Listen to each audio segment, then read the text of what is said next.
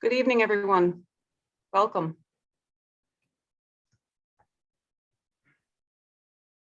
Good to see you here this evening.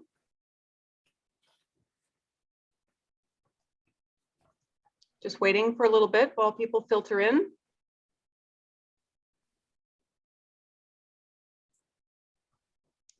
Thank you for joining us.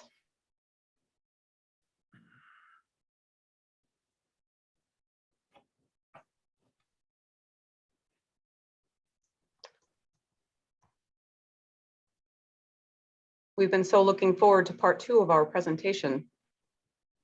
So I'm glad you could join us.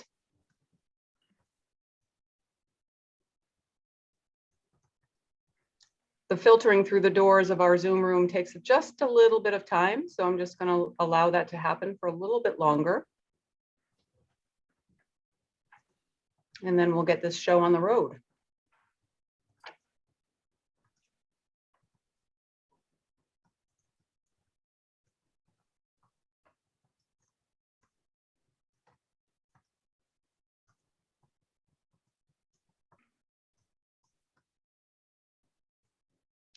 Okay, I will start. Welcome everybody. My name is Kelly Greenlee. I am the Community Outreach Librarian at Prince Memorial Library. Very happy to have you here tonight for part 2 of our presentation on the archaeology of Casco Bay. If you were unable to be here for part 1, I do want to let you know that there is a recording that's available on our website at princememorial.org. So you can tune into part 1 if you were unable to see that. And I think that you will have no trouble with tonight's event, even if you did miss part 1. But I do encourage you to tune into the first part because it was quite excellent. So that's at princememorial.org. Now, I do need to give you a few little pointers before we start. There is at the bottom of your screen, there is a Q&A icon, and you may need to wiggle your mouse a little bit over the bottom of your screen. You'll see Q&A. If you click on that icon, you can, at any point in this presentation, you can type in a question. I will say that we will be taking the topical questions throughout the presentation, but if you have a more general question, we'll be addressing those at the end of the presentation. So I hope that's clear. Again, you can just click on that icon and you can type in your question and it will zip right on over to us, and we'll make sure that our presenter is given the question.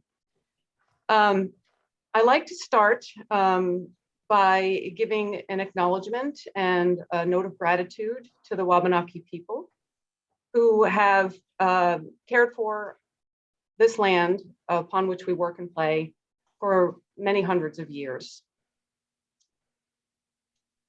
And speaking of land, without further ado, I will introduce Chris Cabot. He's the executive director of the land trust that I call my own, the Chebeague and Cumberland Land Trust, fondly called around these parts CCLT.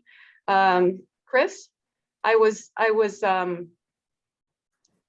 at Greeley Woods just the other day. It's one of your properties. Of course, you know that, but I'm just informing everyone.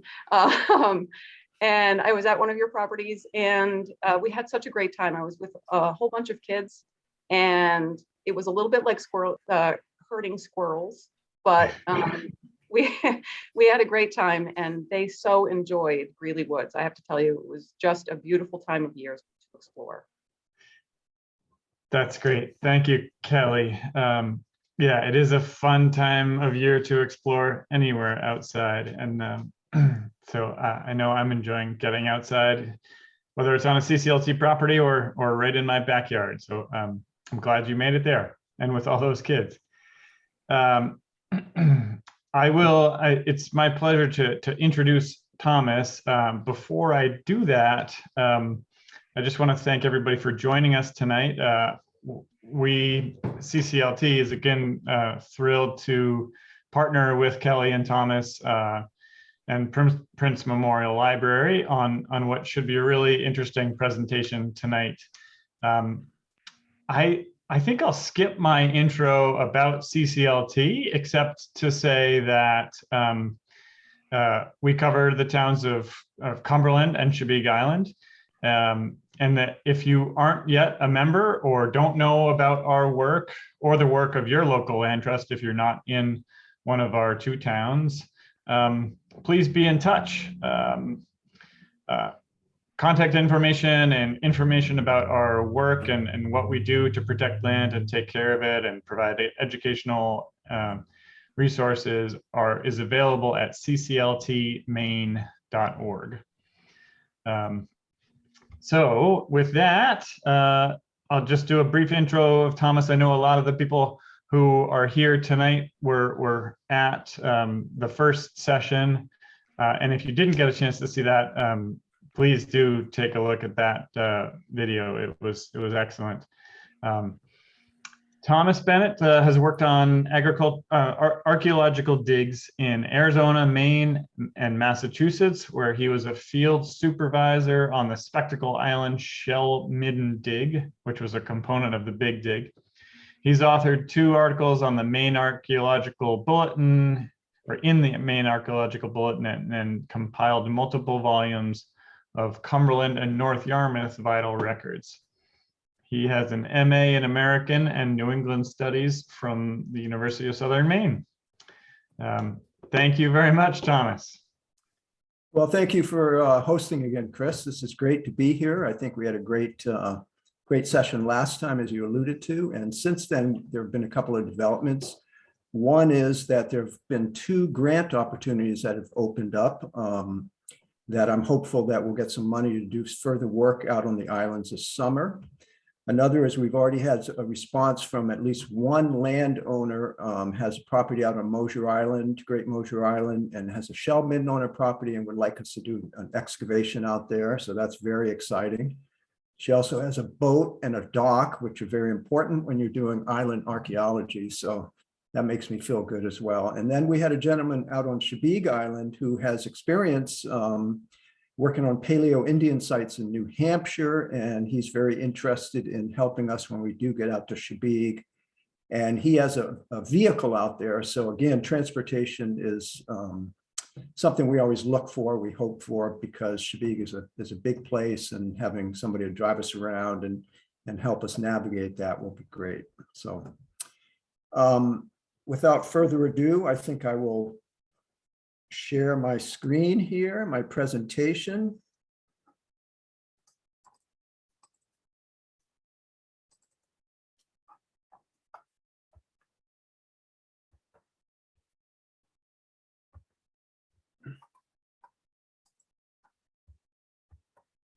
Okay, as I did last time, I'd like to thank all the archaeologists and geologists who have done the work that I'm able to base a lot of this talk on, going back to Edward Sylvester Morse, who dug in Casco Bay in the 1850s and 1860s, all the way up to Art Speece and Nathan Hamilton, who Art Speece, Maine Historic Preservation Commission, I worked with him at Broad Cove Reserve. Nathan Hamilton, USM, he will be doing the work with me, some of the work with me out on whichever islands we are privileged enough to work on this summer. So last time we talked about the post-glacial sequence and how that affected sea level in Casco Bay. If we go back 28 to 24,000 years ago, the whole area is under glacial ice, you know, over 1,000 meters up to 3,000 meters thick. It melted, creating the sea level high stand about 14,000 years before present. And the coast of Maine was actually about 100 kilometers inland, about 230 feet above what the sea level, it was about 230 feet above present sea level. The isostatic rebound, that means the land, all of that weight of the ice was taken off, and the land rebounded. So about 11,000 years ago, you have the sea level low stand of about 55 meters or 180 feet below present. So that would have made a lot of Casco Bay dry land. It would have been part of the mainland. And then after 11,000 years before present, the Earth has been sinking ever since then. The Maine and New Hampshire, the New England landmass has been sinking, and such that 5,000 years before present, we have the current sea level has been reached.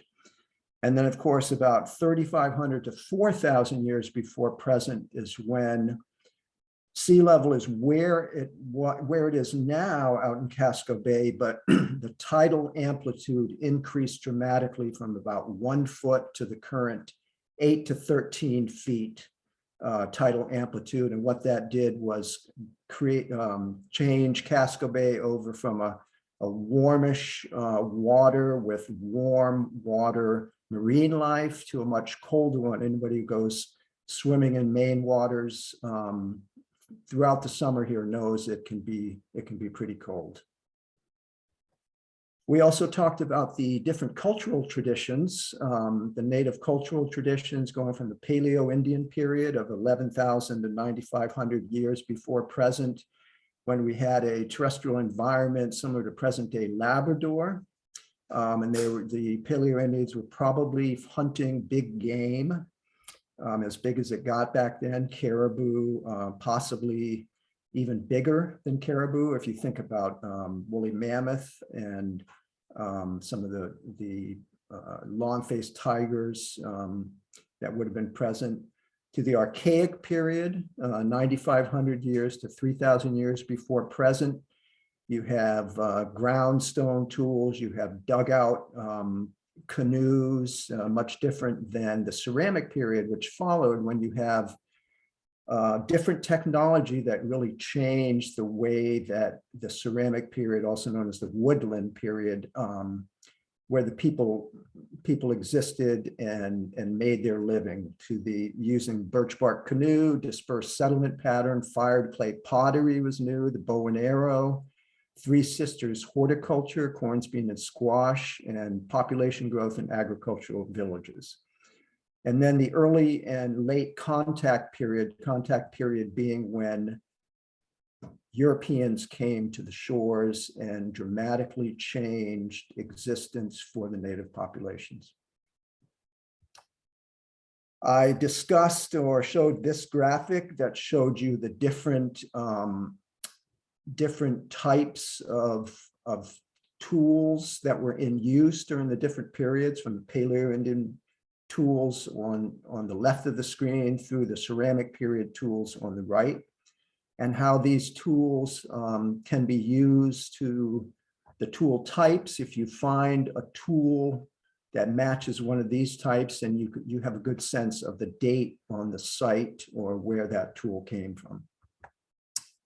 And we also talked about some of the concepts that archaeology is based on, primarily the one of the law of superposition. This is a profile of a shell midden out on Malaga Island. You can see that there's a layer of almost whole shell down at the bottom. And we know that that shell, if this is an undisturbed site, the shell on the bottom is older than any shell that comes on top of that. That gives us the concept of relative dating. So if we found an artifact in the shell layer on the bottom of this image, we know that that artifact is older than artifacts that appear above it. So February 1978, does anybody remember what may have happened in the first week of that month here in Maine? I think some of our island folks will probably be, their memories will be stirred. Actually, let's go back to shell middens again. Just a recap of what shell middens, why they're important. They're the remains of coast or island habitation sites that contain shellfish, other food remains, cultural artifacts. The alkaline nature of the shell buffers Maine's normally acidic soil, preserving perishable materials like seeds, the bones, any other material that typically you would not find in a non-shell midden site in Maine because it would disintegrate very quickly. The shell in the shell midden may increase the site's visibility, so you know where a shell midden is and where there might be a habitation site. And they allowed that because they preserve the bones and other perishable material that you don't find elsewhere, allows you to potentially reconstruct the diet of the individuals who are who created that shell midden, allows you to look at animal populations that were present at the time the shell midden was created, and the past environment. So environmental reconstruction, you can do that based on the materials you find. If you have a date on that, either through relative dating of artifacts or carbon dating, you can essentially get an idea of what the past environment may have been. And then you can understand something about site seasonality through analysis of the shell or cod ear stones, things of that sort. So I was talking about February 1978, February 7th, 1978. In fact, in Maine, a massive nor'easter hit the whole of the East Coast. Providence was buried underneath up to 3 feet of snow. Providence was hit the worst relative to snow. Boston, probably 30 inches. Most of the snow was over by the time it got to Maine, but we had terrific gale force winds in the Gulf of Maine and Casco Bay. And what that did is it caused massive erosion, not just of archaeological sites, but we're interested in archaeological sites here. Massive erosion, and this is one of the sites that was eroded. This is the northwestern tip of Great Mosier Island, part of the town of Yarmouth. You can see the 3 little spits of land there. The one in the middle, you can see there's some activity on there. This is the Harriman site. In 1978, there was approximately a meter and a half of the shore of that little spit of land was eroded away because of the blizzard of 1978. The landowners contacted the Maine State Museum. Maine State Museum contacted USM, and my good friend Nathan Hamilton went out there and profiled that the part that had been eroded away. There were biological and cultural materials that were eroded out of that site, so of course it's of archaeological interest. This is a picture of that little spit of land. This is what we refer to as ME 14.9. That is the site designation given to this site by the Maine Historic Preservation Commission. And this is a map of the site. This is showing 1 meter square excavation units. The ones in red are the 5+ units that were dug in 1979. USM had a field school out there in 1979. They concentrated on the area that was originally eroded out. You can see it's right there at the bank. The right side of those red squares is where the initial erosion took place that alerted archaeologists to the site.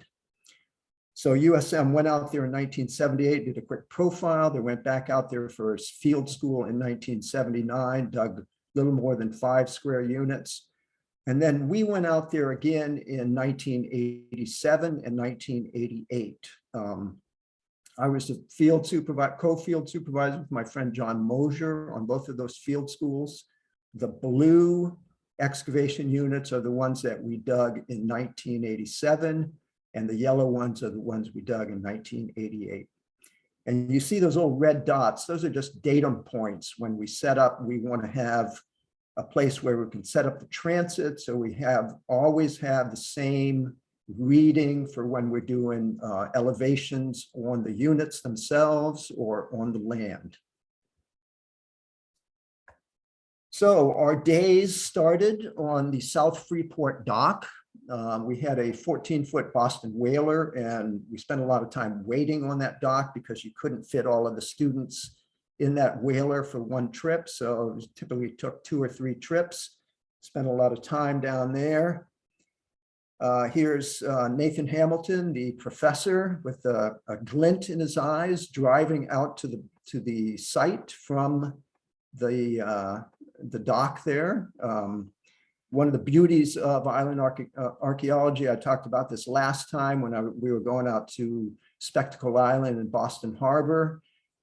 Just as much fun in a less busy harbor, such as Freeport here.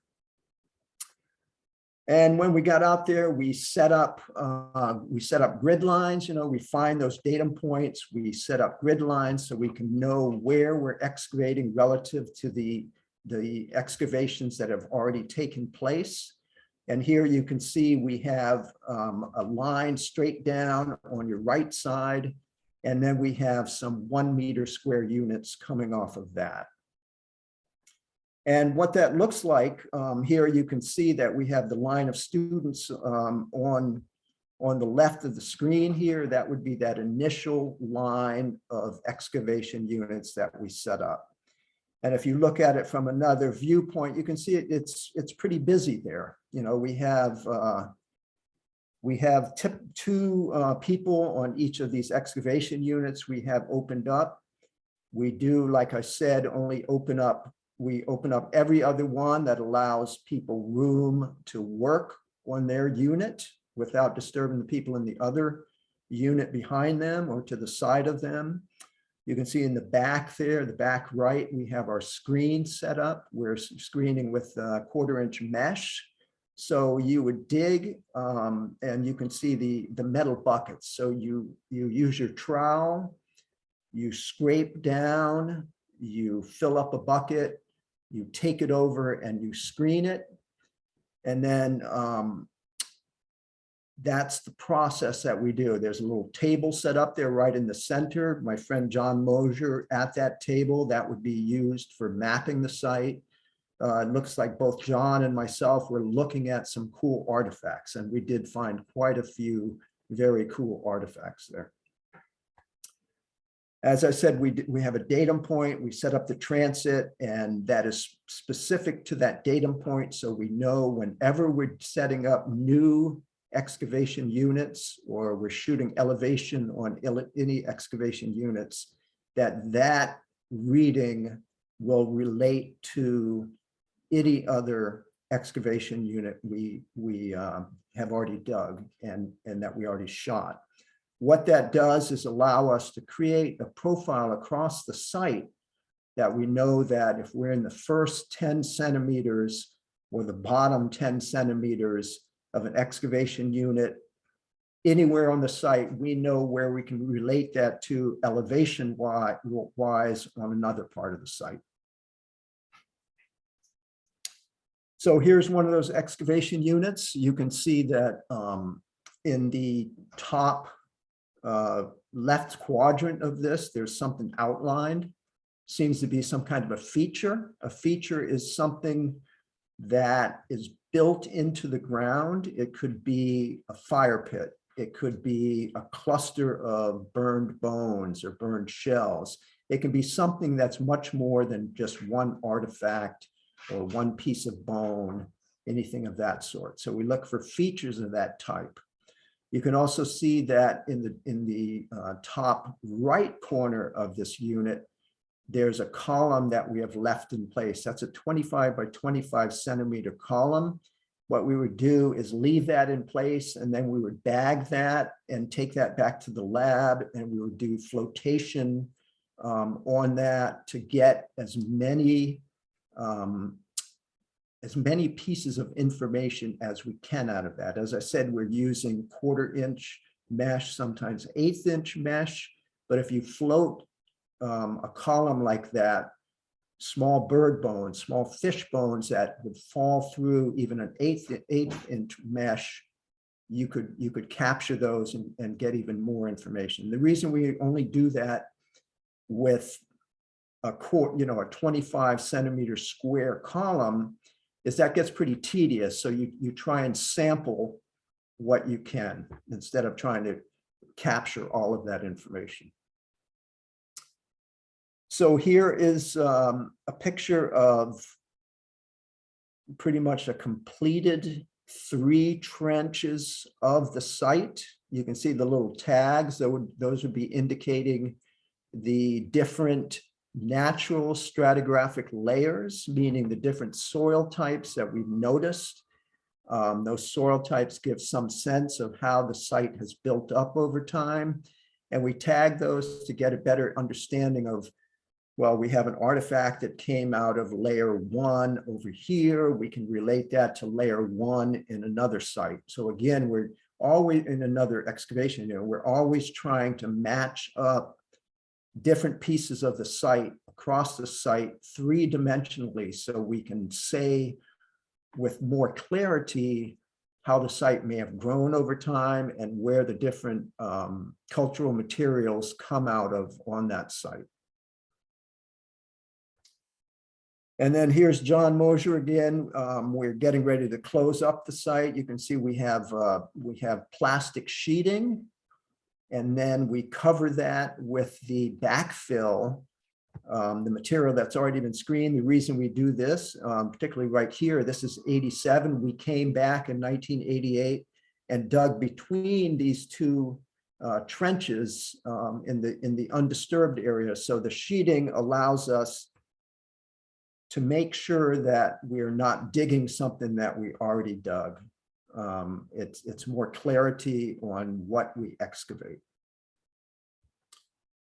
Here's some of the ladies doing the backfill, filling up that wheelbarrow. You can see this doesn't show you as big as some of the screen material piles will get, but they can get pretty big. But all of that goes back into the site. And here the men are at work, same thing, filling up the wheelbarrow, taking that wheelbarrow and dumping it into those trenches that we're closing up. So the joys of island archaeology are many, as anybody who's vacationed in Maine during the summer know. It's quite nice to get out in Casco Bay. It's even nicer when you've been digging and screening all day and you're covered in a fine layer of sifted sand that sticks to the sweat on your body and makes you a little crusty. Always nice to get into that 53 degrees water or whatever it is. But this is one of the joys of island archaeology. Island archaeology also comes with perils. One day we gave the keys to the boat to the visiting professor from Alaska. He was going to take the first crew back. You can see everybody's wearing rain gear, so that gives you a hint of what the weather was like. He procrastinated, and when he finally got down to the boat, you can see that the sky is getting a little darker, but we're going to push off anyway. And we take off when the sky is even darker than it should be if you're getting into a small watercraft on Casco Bay. Needless to say, this was the day of the Pound of Tea incident, meaning we made it as far as the Pound of Tea, which is a little island between Mosier Island and the South Freeport dock that gave us shelter that day because the lightning started coming down and we didn't think we should try to make it the rest of the way. So we pulled in and let the storm blow by. But this is one of the things that it's always good to keep in mind, that you are on an island. If you want to get back to the shore, you need to make sure you do it in the safest manner possible. So here's just a shot, looks like low tide. This is the direction from which we would come from South Freeport. Beach the boat there, and you can see that everybody's up on top of that little piece of rock doing their thing, doing the archaeology. So what did we find there? As I said, there were field schools out there in 1979, 1987, 1988. And then in 1990, a group of volunteers from the Maine Audubon Society came out. And during that time, we dug, let's see, there's 5+ meters dug in 1979, another 27 meters dug in 1987, another 23 meters dug in 1988. And then what we call Area B, the other one of those other little spits of land, we dug a total of 19 meters out there. So, you know, we're talking some 60, 65 square meters of excavation. We found 68 stone tools. Here are some of those stone tools. These are all projectile points. You can see a variety of materials there. Little close-up of some of those. Some of these are also stone tools. These are what we assume to be scrapers. If you look at them closely, you can see that there's some shape to them. You can see that there are flakes taken off of those to sharpen them for whatever they were used to, maybe scraping hides or doing some clean cuts when you're butchering meat. So we found a total of 68 stone tools. We also found 2,278 flakes. Creating a stone tool is a reductive process. You take a tool like a tip of an antler, and you flake off little pieces from the side of one of these, and that allows you to sharpen it, to use it as a tool. The resulting flakes, we call it debitage, but flakes, they can be very small. They can be a little bigger, not as big as the pieces that we're looking at, but we keep all of those flakes because it gives us a sense of the materials that were in use. If you find a collection of flakes in a certain area, you can assume, well, this is where the people were sitting around making stone tools after dinner at night, or whatever it may be. But again, we're looking for these sorts of patterns. The interesting thing about the lithics, and that's what we call the stone material used to make tools, we had material, we had Pennsylvania jasper from Western Pennsylvania. So that's about 700 miles to the southwest from Mosier Island. And we had Rama chert from Labrador. So that's about 700 miles to the northeast from Great Mosier Island. So we have a 1,400-mile arc where material is coming from both ends of those arcs, of that arc, and landing at Mosier Island. Now, this is before, you know, Walmart had all their trucks out on the road. So it makes you wonder, well, how did they get this material from Labrador? We don't think the people from Mosier Island were traveling up to Labrador or down to Pennsylvania. So it would seem to be point-to-point trading with your neighbors down the line. But some of these materials are just really beautiful pieces of lithic material that are just a wonder to see. I have a lot of these materials at the library. I was able to show them to some people, and they're just really quite beautiful. And here's a couple of what look to be stone pendants. You got a hole in there, and it makes you wonder what they were using it for, whether it was ceremonial or could have been something holding a drill bit while you're drilling into something else. Hard to say. Now, we also found 17 bone tools. One of the things that we found, one of the bits of fauna that we found out on Mosier Island, we found sturgeon. So you have a harpoon here. Now, we know from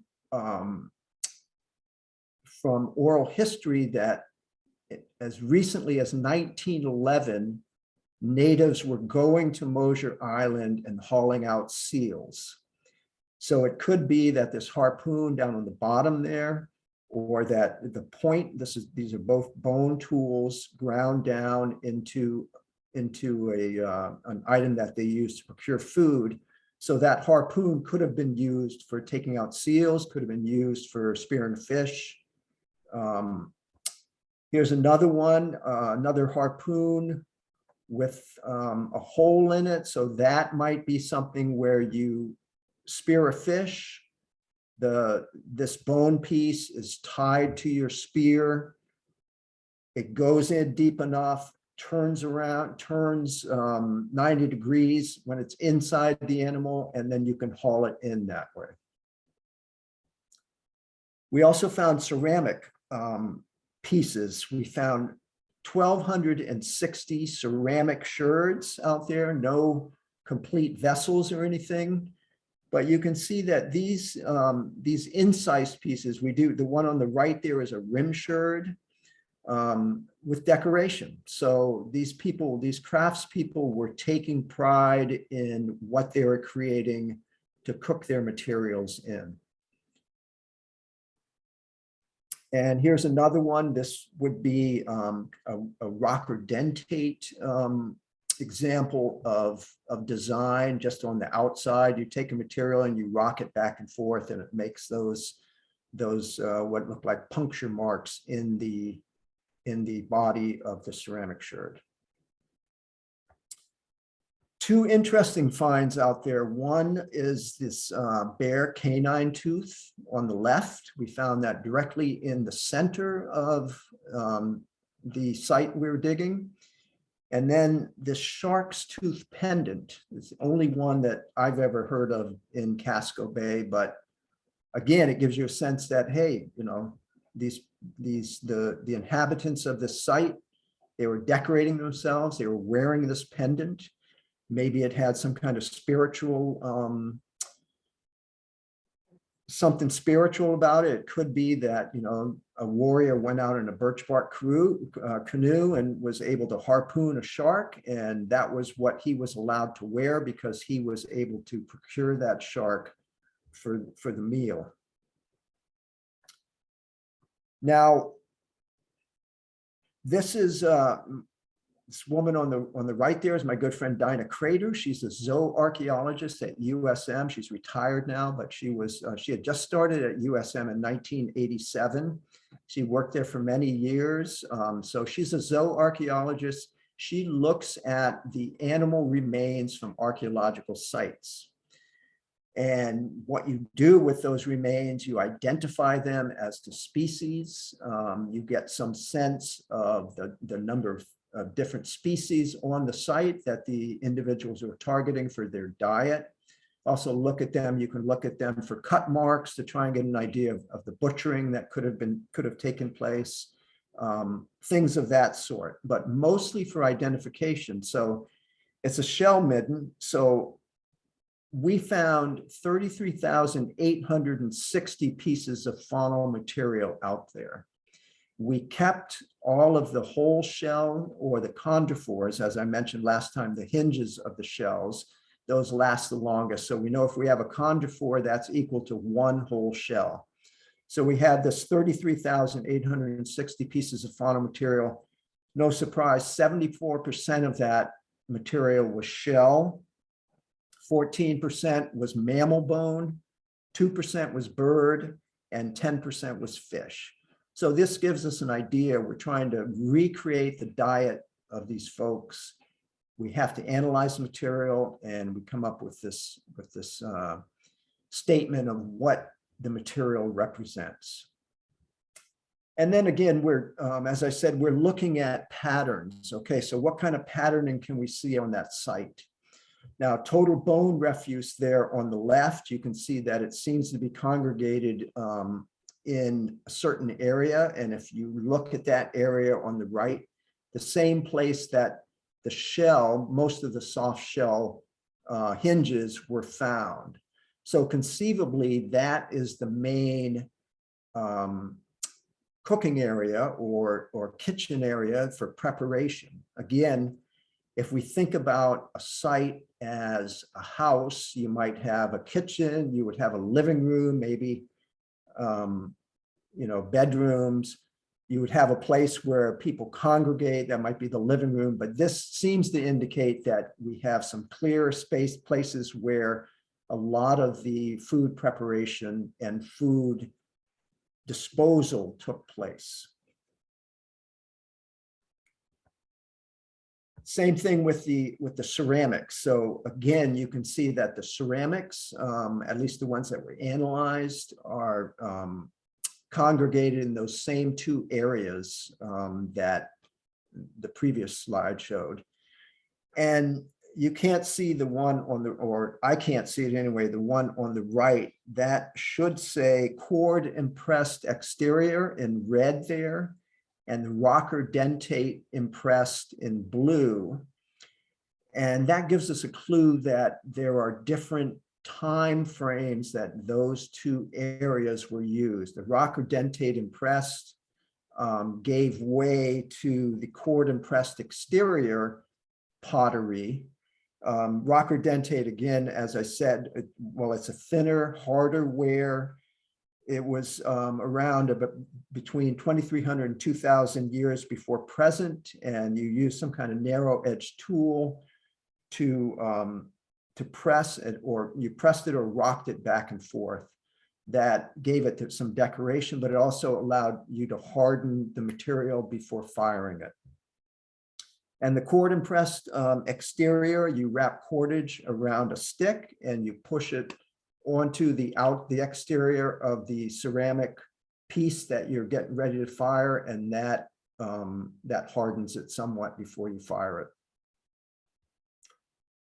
So that is Great Mosier Island. So one thing that came out of that storm of 1978 was going out to Great Mosier Island, not just in 1978, but again in 79, 87, 88, and 90. So a really great site. It was great working out there, and I hope to go back. But another thing that came out of the storm of 1978 was the Casco Bay Archaeological Survey of 1978 and 1979. After USM was alerted to this the erosion of the Great Mosier Island site, the Harriman site, and started working out there, USM partnered with the Maine State Planning Office to undertake the Casco Bay Archaeological Survey. This map shows you Casco Bay prehistoric sites that were identified during that survey. You can see they covered the northern part of the bay in 1978 and then went down to the southern part of the bay in 1979. They surveyed a total of 58 islands. Only 12 of those did not have any archaeological sites on them. They identified a total of 158 sites. 148 of those were prehistoric. 15 of them were historic, so there were 5 of them had mixed historic and prehistoric components, which is not that unusual. You can imagine that a camping area that was attractive to the natives 2,000 years ago could very well be attractive to new people coming in, the Europeans coming in. You know, a good piece of property is a good piece of property. It doesn't matter when it was. So that's why you have some sites that have both prehistoric and historic components. So a total of 131 new sites were recorded. So this survey of 1978-79 was really important in that these individuals went out, they surveyed, and they found all of these sites that were unknown before. So you may ask, what do you do during a survey? Basically, you traverse the island however you can. You can see on the right, on the left there, we're climbing along the walls, and on the right there, we have identified shell matrix coming out of the vegetation. Looks like eroded bank there. So that is an archaeological site. It's a shell midden that was identified. As they're doing the survey, they're filling out these survey forms, basically says where the site is, gives you a little, typically you would do a test pit, and that's where that profile there in the middle of that square in the middle shows a profile of the test pit that they did, and other bits of information that will be important to go back to record initially, but also if we're trying to get some sense of sites throughout Casco Bay, we can compare them site to site based on these site forms. So I just want to focus on two components of that site survey form. The first one is that profile. And if you look at this profile, you can see that the top 20 centimeters of that profile is soft shell clam, moderately compacted. And then below that, you have compacted oyster, quahog, and soft shell clam. Now, as I said before, around 4,000, 3,500 years ago, the tidal amplitude in Casco Bay changed dramatically from 1 foot to between 8 and 13 feet, similar to today. That created a much cooler environment, both the water and the on-shore environment. It really impacted the marine animals that were living in Casco Bay at that time, changed it over from quahog and oyster, warmer loving animals, warmer water loving animals, to soft shell clam, which are prevalent in Casco Bay now. And this is something that we see in a lot of sites. We'll see an initial layer of quahog and soft shell clam, followed by quahog and oyster, followed by mostly soft shell clam. And typically on the deeper water areas and the channels in Casco Bay, you find that changeover again about 3,500 years, 4,000 years before present. Other places you'll find it later. At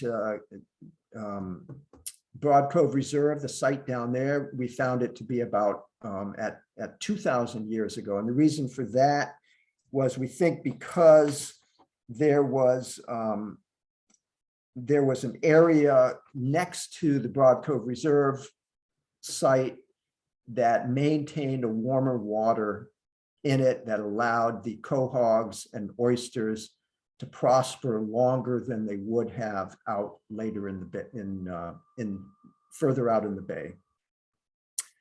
Now, last time I spoke about how there could be indicator species at some of these sites based on they like that alkaline nature that the shells provide.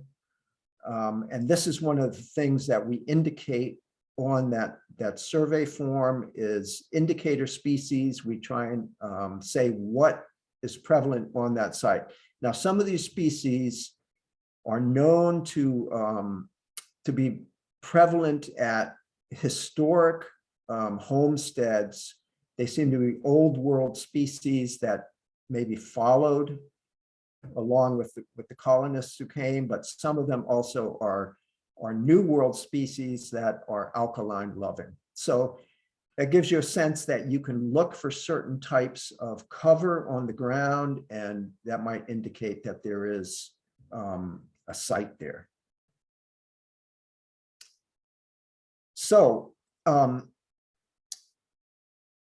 as I said, we're going to have an opportunity trying for a couple of grants. We want to do some work out in Casco Bay. Basically, what I would like to do, I want to do a program of educating the public about shell middens and why they're important. So that's what we're doing tonight, what we did a month ago now, I think it is, that this is an education piece that hopefully people out in the audience and the audiences I reach going forward are going to understand why shell middens are important and what they can tell us about the native existence in the pre-European Maine. So we want to go back, we want to go and we want to survey, we want to resurvey some of these sites that were identified some 44 years ago now, 44, 43 years ago.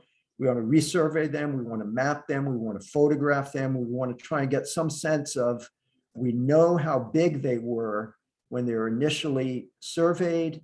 We want to try and get an idea of how much erosion has impacted those sites in the previous 4 decades, basically. That will give us an understanding of climate change in Casco Bay based on what's happening with the shell middens. Some of those sites we want to excavate, either test pitting or more extensive digging. I mentioned the Mosier Island shell midden that we've been invited to excavate. So that's one that we know we're going to do. We hope to get landowner permission to do some more excavations of that sort. We want to document every site that we touch, but we also want to give archival treatment. I'm a librarian. I do a lot of work with archives. So I have all of those original survey forms. I want to give them archival treatment so we don't lose those original documents. We want to create a database of the original and new survey data and be able to compare it. Again, we're looking for patterns about how these middens have been affected over the past 44 years and how they may be affected going forward. And we want to enlist the people out there who may walk by these middens or see them from their boats or camp near them to monitor the middens. So go out and adopt a midden, and if there's a bad storm, go revisit that midden and try and get a sense of how that midden was affected by the storm. Look for any artifacts that may have eroded out of that midden during that storm. Really do something that Alice Kelly up at UMO has started is the Maine Midden Minders Project. If you go to umaine.edu/middenminders, she's got a lot of great information on middens and why it's important to enlist the help, crowdsource, if you will, public scientists to keep an eye on these middens and help us understand how many middens are out there, how they're being affected by climate change, what we're finding in these middens, et cetera. So monitoring erosion, but also just documenting them. There are middens out there we don't know anything about. We don't know where they are. They may have been missed in a survey. So we're looking for some help in that area. This is the quote that I started my last program with a month ago from Edward Sylvester Morse, who again dug in Casco Bay in 1858 and again in 1867. And even back then, he noted that the shell mounds in Casco Bay are in process of being washed away by the waves. It hasn't let up. It's continuing to this day, and we need to do something about it. And part of doing that is getting a grip on climate change and, you know, everything that goes along with that. So that is what I have for my presentation. I can see we have some questions. I'm happy to take as many questions. Yeah, great. Thank you, Thomas. That was excellent. And there's a question actually on that last topic, what you were just saying about how a lot of these middens are being impacted by sea level rise and climate change. The question is really around what is that the biggest threat to middens right now, or is development also a risk, and how do you compare those two? I think they're both of equal risk to the middens, because, as I said, a location that was attractive to the natives is attractive to the current residents of Maine. So they are being impacted by development just as much as by erosion. Great, yeah. And just a general question about after these digs are done, where is all the how's everything recorded now? Where's all the material stored, and how do people track down information about past excavations? Well, so all of the materials that were excavated on Mosier Island are at USM. USM has a great archaeology lab. Some of it probably is going to end up at the Maine State Museum. Some of it goes to the Maine Historic Preservation Commission. If we were on Shebig and it was a landowner, those materials theoretically would belong to the landowner, but hopefully they could go to the Shebig Historical Society. It has a great location out there. When we did the dig at Broad Cove, all of that material came from a town of Cumberland property. So that is all coming back to the town of Cumberland. So it's not so important where the individual materials end up. It's the data that those materials represent that is of most importance. So once it's studied and put in the context of the site and put in the context of the cultural record that we have in Maine, then the items themselves they're cool. I mean, I have some at the library right now. They're just beautiful to look at. The workmanship is incredible, but it's more, what do they tell us about the native existence? Mm-hmm. Great. A couple questions here from different people, but essentially the same question is how is the Wabanaki community involved in digs of these these days? Well, so the Wabanaki have a number of archaeologists, native archaeologists, Wabanaki archaeologists, that they recently redug some sites up in Penobscot Bay. And that is typically where they have worked over time, because that's closer to their native homeland is Casco Bay. I don't know that any Wabanaki archaeologists have worked in Penobscot Bay. I don't know of any Wabanaki archaeologists who have dug in Casco Bay. I would totally welcome them coming down and working. I know Nathan Hamilton of USM has had some natives come down and visit sites in Casco Bay, visit the archaeology lab, but it's hard to get a sense of the cultural affinity of these sites in Casco Bay with the existing Wabanaki tribes, the Penobscot Nation, the Passamaquoddy, the Maliseet, and the Micmac.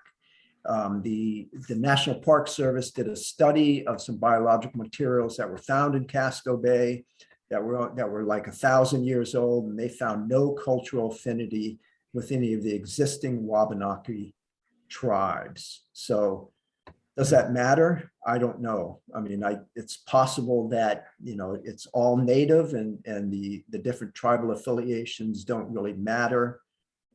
They should be recognized as being part of the native cultural sequence, and it doesn't really matter what the tribes are. Mm-hmm. Great, thanks.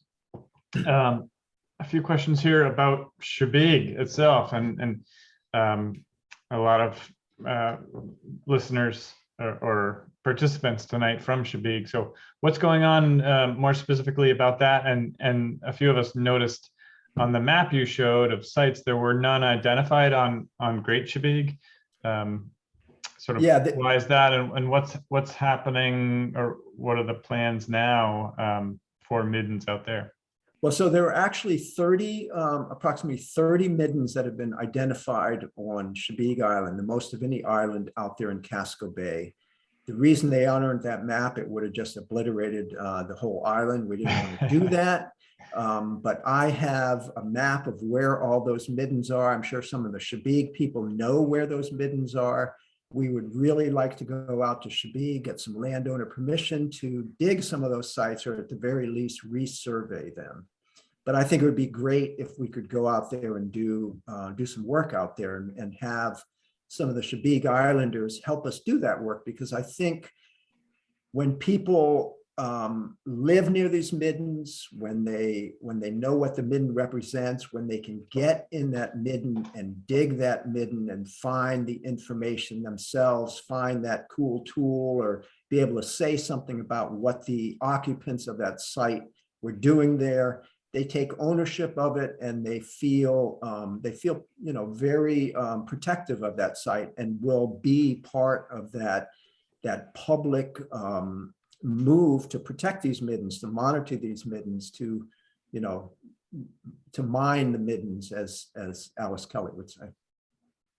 So we hope to go out there. I know that you and I have spoken, Chris, about some of the CCLT properties out on Shabig, that potentially those would be, if we could get landowner permission, or Sturdivant Island. There's a number of sites out there, Stockman Island, Bates Island, some of those other CCLT properties, or just if somebody has a midden, such as the landowners on Great Mosier Island, they have a midden in their yard and they want to know what it represents. They are inviting us to go out there. That's the kind of response that I would like to see.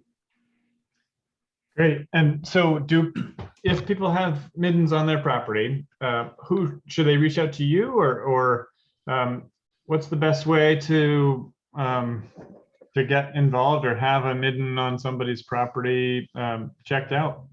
Yeah, so my email address is tbennett@cumberlandmaine.com. It's on the Prince Memorial Library website, on the Town of Cumberland website. Send me an email. We had a few emails after the first session. I would welcome any inquiries or any information that you have about a midden on your site, even if it's just for me to come out there and take some pictures, measure it, talk to you about it. I'm more than happy to do that. That's great, because it sounds like there's a comment from somebody here about one down in Falmouth, and then another question about Lanes Island in Yarmouth. Has there been Lanes Island out there? was surveyed, yes. So I believe there were some middens located on Lanes Island. But again, yes, send me an email. Let's see what you have. Yeah. And what about working with the state, for example, Little Shabig and other state properties? Does the state have continued interest in more research? Yeah, so I've been in touch with Art Spies. Again, we dug the Broad Cove Reserve site together, and he's fully behind what I want to do in Casco Bay, resurvey these sites, get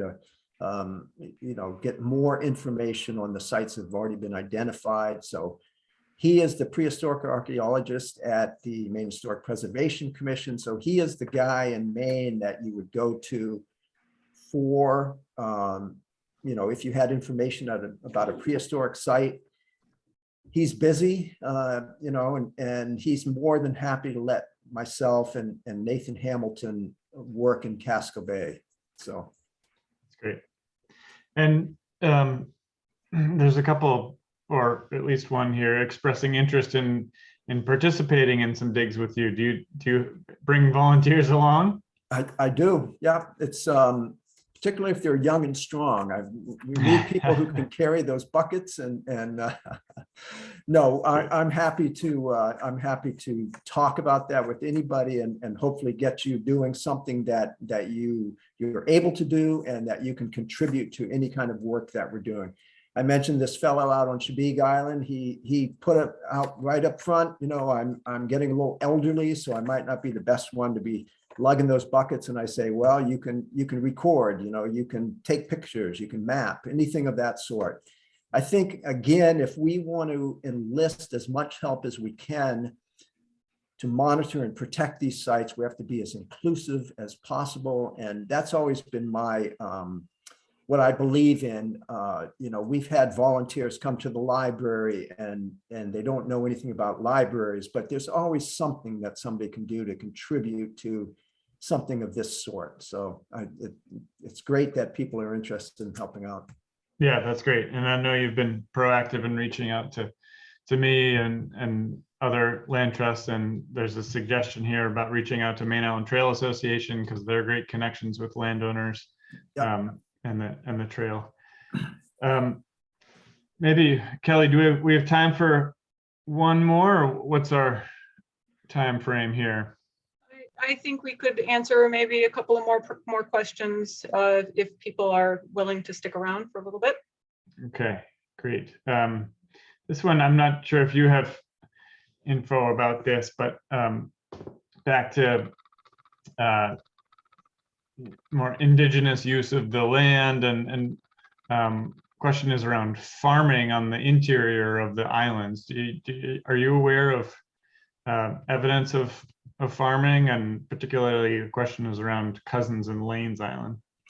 Well, so the thought is that Saco was the northern reach of what would have been horticulture, the Three Sisters horticulture, so that southern Casco Bay would have been the northern reach of any kind of agricultural pursuits in the native existence. That could be wrong. We're talking about native agriculture and not farming per se. Yeah.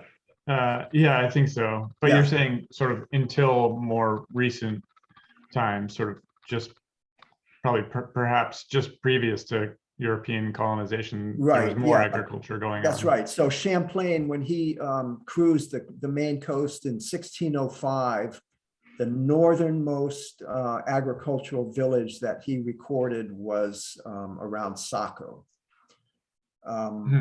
What we think that most of these sites were seasonal sites where they targeted readily available marine resources at particular times during the year. So we're thinking, a lot of late winter, spring.